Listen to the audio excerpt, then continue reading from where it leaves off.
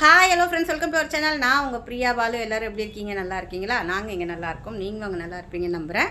இன்றைக்கி என்ன video share பண்ண போகிறேன்னா, அக்கா வந்து இன்றைக்கி ப்ரான் பிரியாணி பண்ண போகிறேன். அந்த வீடியோ தான் உங்கள் கூட ஷேர் பண்ணிக்க போகிறேன். குக்கரில் தான் பண்ண போகிறேன்.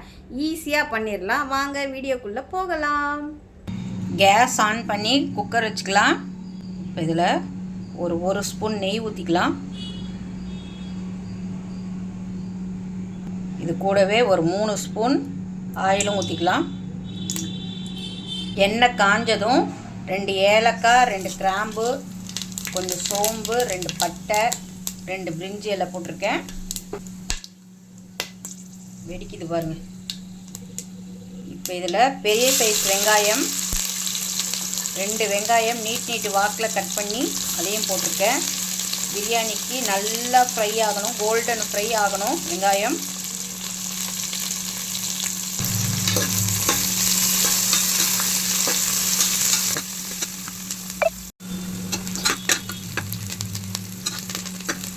ஆனியன் நல்லா ஃப்ரை ஆயிடுச்சு.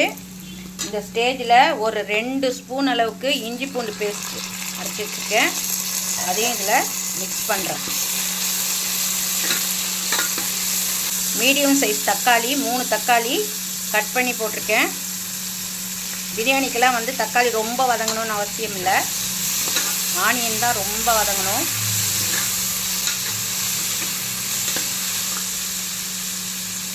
இதில் இப்போ ஒரு 3 பச்சை மிளகா அப்படியே முழுசாக காம்பு எடுத்துகிட்டு போட்டிருக்கேன்.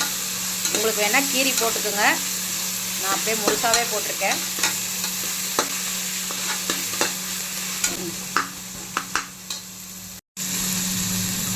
ஒரு கைப்பிடி அளவுக்கு புதினா போட்டிருக்கேன்.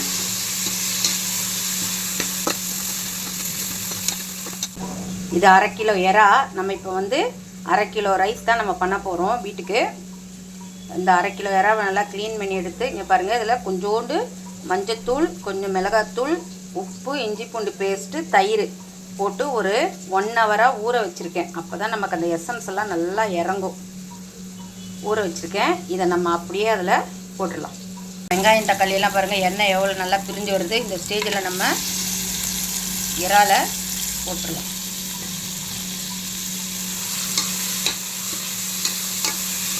அது அப்படியே அந்த எண்ணெயிலேயே இறாலெல்லாம் நல்லா சுருண்டு வரணும்.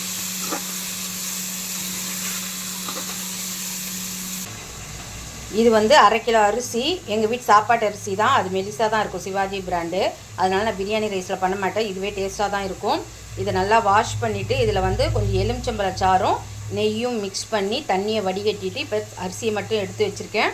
இப்போ நம்ம அந்த மசாலாவில் இந்த அரிசியை மிக்ஸ் பண்ணிடலாம். எறா எப்படி சுருண்டு வந்திருக்கு பாருங்கள். எண்ணெய் நல்லா பிரிஞ்சு வருது. இந்த ஸ்டேஜில் நம்ம இந்த அரிசியை கொட்டிடலாம். கொட்டி அதுலேயே நல்லா கிளறி விடலாம். அதுலேயே கொஞ்சம் தண்ணி இருக்குது பாருங்கள். சாப்பாடு அரிசிங்கிறதுனால 1க்கு 1.5 ஊற்ற போகிறேன். இதே பிரியாணி ரைஸாக இருந்தால் 1க்கு 1 தான். அதனால் இந்த தண்ணி கொஞ்சம் இருக்குது, எறா தண்ணியும் கொஞ்சம் இருக்குது. அதனால் நான் 1க்கு 1 தான் வச்சு ஊற்ற போகிறேன். அரிசி, எறா மசாலா எல்லாம் சேர்ந்து நல்லா மிக்ஸ் பண்ணியாச்சு. இப்போ நம்ம தண்ணி ஊற்றிடலாம். 1க்கு 1 தான் ஊற்றுறேன். ஒரு ஆழாக்குக்கு 1.5 தண்ணி ஊற்றணும். இப்போ நான் வந்து ஒரு ஆழாக்குக்கு கொஞ்சம் மேலே அரிசி எடுத்துருக்கிறேன். அதனால் நான் வந்து 2 ஆழாக்காக தண்ணி ஊற்றுறேன்.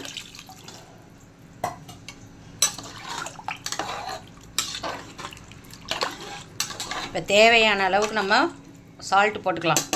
ஏற்கனவே எறா ஊற வைக்கும் போது கொஞ்சம் சால்ட்டு போட்டிருக்கேன். அதனால் உங்களுக்கு எப்படியோ அது மாதிரி பார்த்து போட்டுக்குங்க. ஒரு கைப்பிடி அளவுக்கு போட்டிருக்கேன். காரத்துக்கு நான் வந்து வீட்டு மிளகாத்தூள் தான் யூஸ் பண்ணுவேன். பிரியாணி மசாலாலாம் யூஸ் பண்ண மாட்டேன். நான் ஒரே 1 ஸ்பூன் மிளகாத்தூள் போடுறேன். ஏற்கனவே 3 பச்சை மிளகா வேறு போட்டிருக்கு. அதனால் 1 ஸ்பூன் மட்டும் நான் போட்டிருக்கேன்.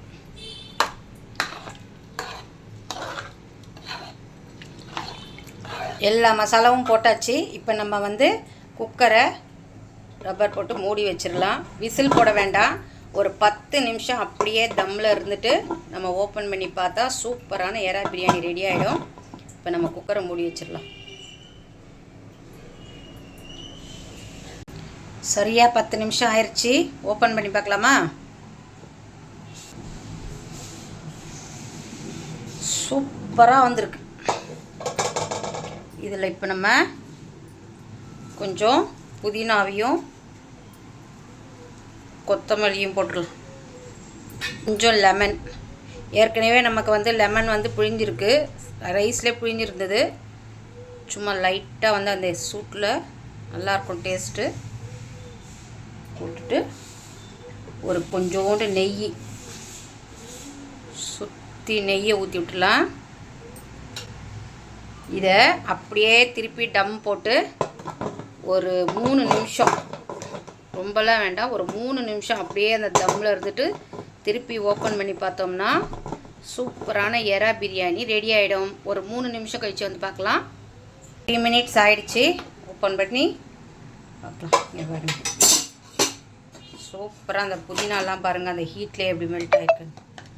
சைடில் செம்மையாக வந்திருக்கு. அவ்வளோதான் ஃப்ரெண்ட்ஸ், சூப்பரான இறால் பிரியாணி ரெடி. ட்ரை பண்ணி பாருங்கள், குழந்தைங்களாம் விரும்பி சாப்பிடுவாங்க. எப்போ பார்த்தாலும் கிரேவியே கொடுத்துட்ருக்க வேண்டாம், இந்த மாதிரி பிரியாணி செஞ்சு கொடுத்தா சூப்பராக சாப்பிட்ருவாங்க. இந்த வீடியோ பிடிச்சிருந்தா லைக் பண்ணுங்கள், ஷேர் பண்ணுங்கள், கமெண்ட் பண்ணுங்கள், மறக்காமல் சப்ஸ்கிரைப் பண்ணுங்கள். பக்கத்தில் இருக்க பெல் ஐக்கானையும் ப்ரெஸ் பண்ணுங்கள், ஹை பட்டனையும் மறக்காமல் ப்ரெஸ் பண்ணுங்கள். தேங்க்ஸ் ஃபார் வாட்சிங். நெக்ஸ்ட் வீடியோவில் பார்க்கலாம். பாய்.